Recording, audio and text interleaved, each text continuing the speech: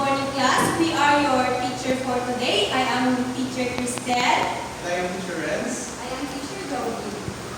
Lesson for today, I ask everyone to please stand and say that this bit of prayer.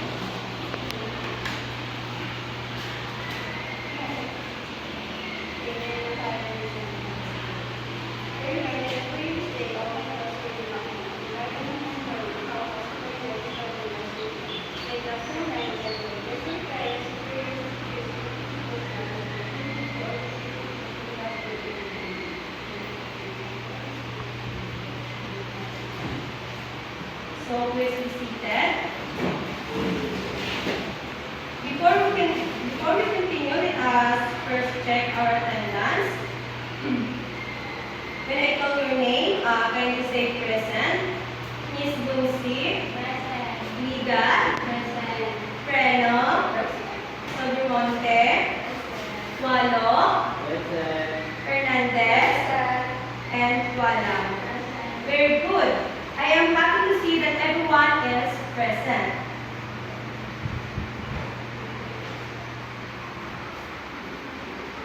Before we start our lesson for today, let us first have a fun and exciting game called Story Cube Challenge. I will divide it into two groups. This is the group 1 and this is the group 2. I will show them the role of Story Cube. With different picture or words. When the cube stops, you will use the word or picture to help you create or relate a short story with a lesson. Remember, there is no need to be perfect. Just use your imagination and think about what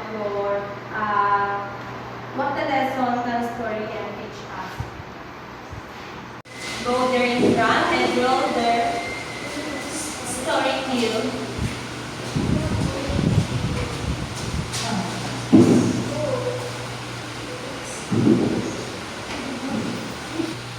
So the story cube that I picked is disrespect. So everyone is balance lalo-lalo sa atin na we value respect.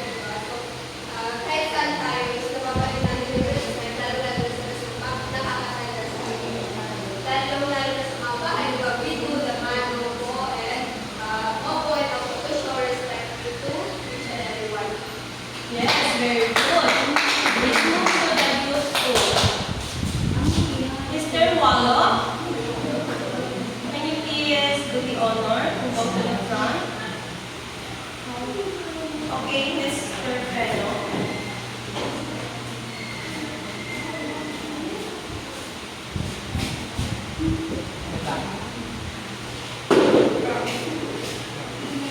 Obedience. So the one I picked or is obedience. So the story about obedience is about me following rules and orders from people from my family, such as the elders. So if they order me to give them a glass of water, I follow them because those are being obedience to your family as well as maybe even your friends and lovers. Let's move on to the activity. And now that we have warmed up our minds, let us move to our main activity called Story Strip Sequencing. I will divide the class into two groups. Ang walang dapat to have. Each group will receive the strips of the story. Either the tortoise and the hare or the boy who carried wolf. Your task is to work together and arrange the strips in the correct order. From beginning, middle to the end. After arranging them, answer the guide question provides. Choose one representative to represent your group's work and share the lesson for the story with the class. Where is the story?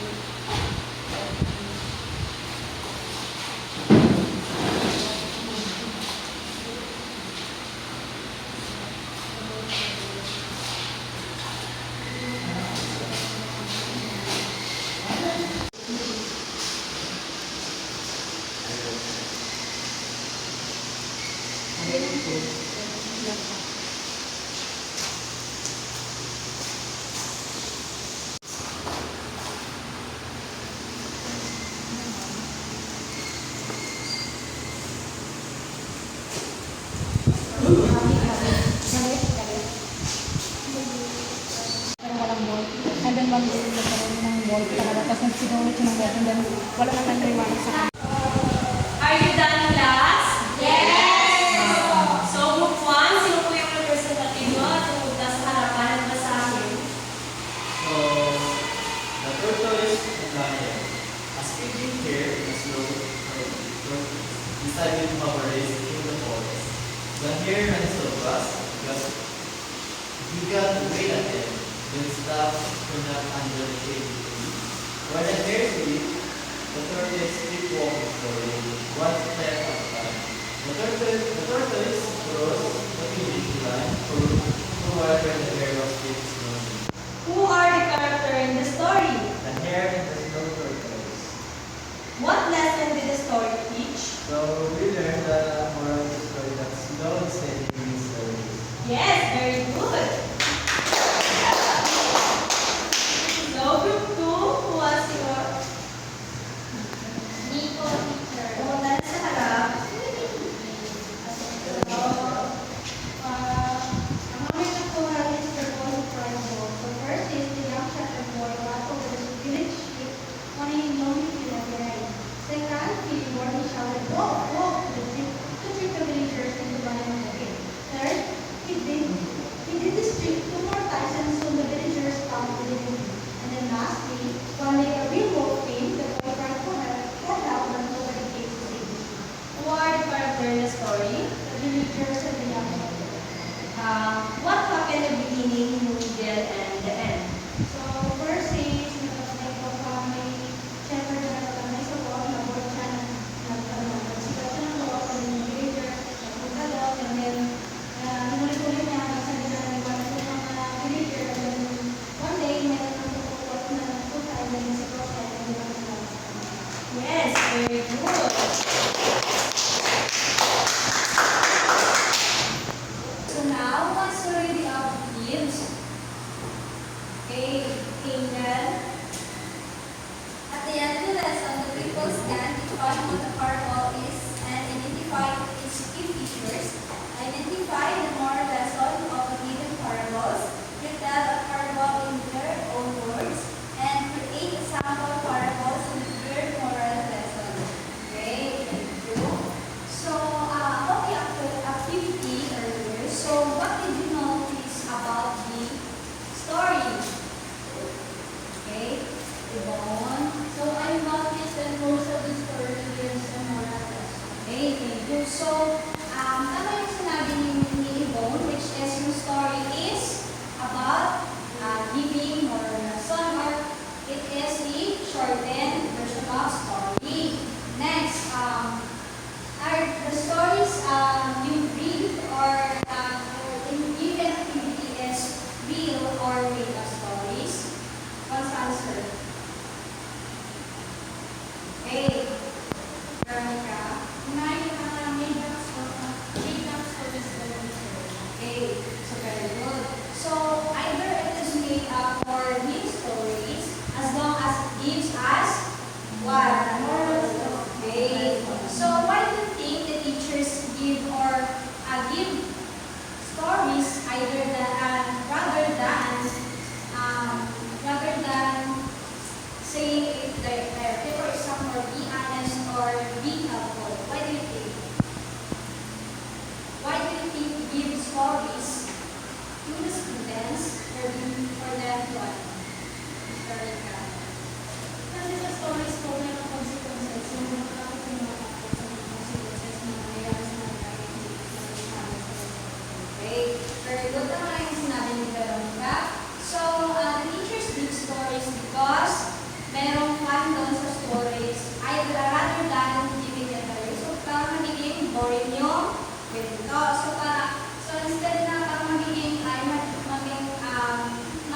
imagination ng students, magbibigay sila ng stories.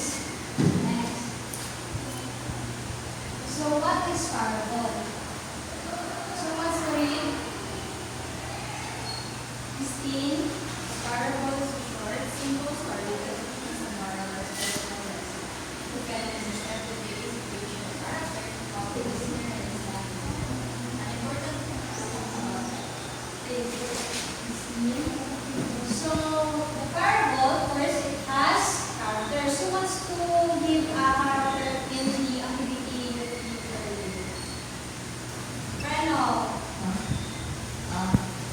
The characters would be here in the first. Okay, very good. So, in the story, we have the two characters, which is the tortoise and the hare. So, next,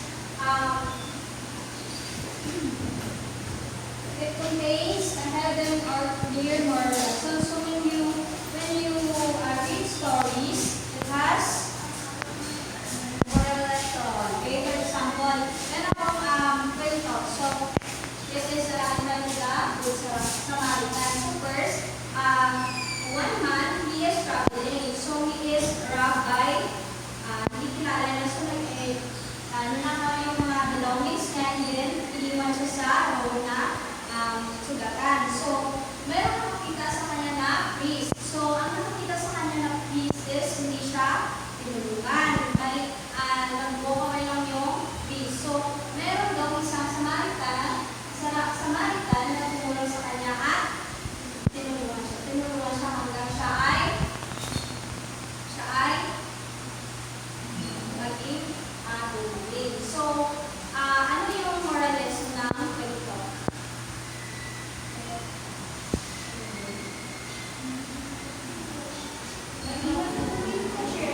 Okay, tapos, so ang hidden moral lesson ng ating kwento ay naging matulungin kahit na hindi natin kilala. Okay, so it uses ordinary or relatable events. So doon sa mga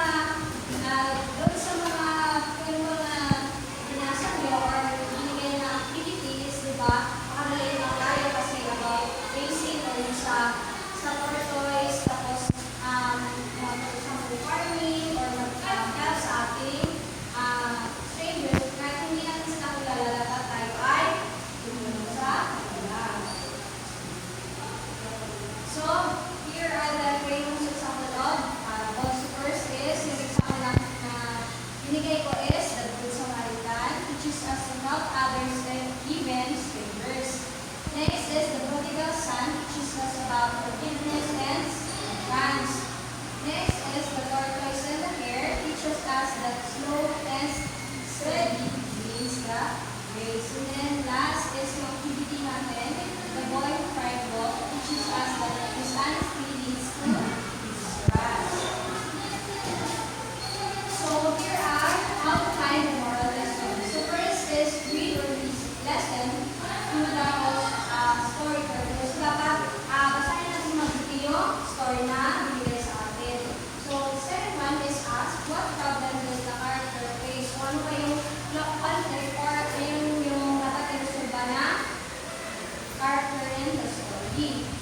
So third is what happened because of the character's choice. Ito na yung consequences na choice na ginawa ng character. And then lastly, what is the story trying to tell us? So ito na yung tinatawag na moral lesson. Okay, let's move on to our application. So now, we are going to proceed to our activity. So if you really listen to teacher Romy that once, if you really listen that once, okay, very good. So now, we will be having an activity, which is the group poster making. So I will be dividing you into two groups, and each group will be making a parable and a poster that shows the parable, a short story or retelling or teaching instructions and its lesson on the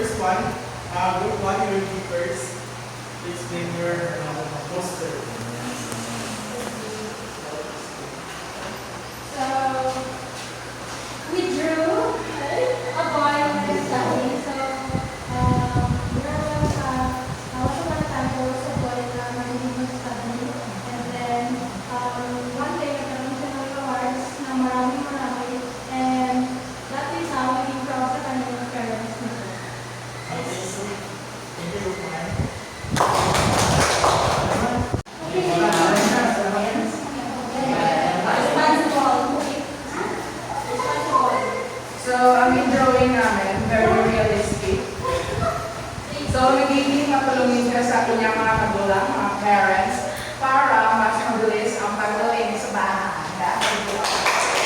So, very good.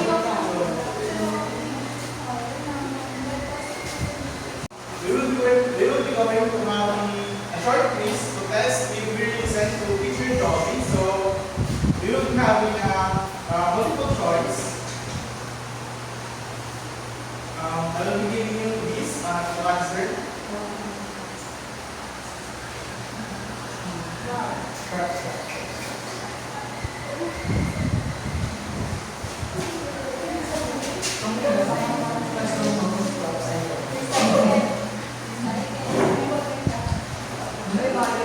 I will be giving you 10 minutes to answer the questions.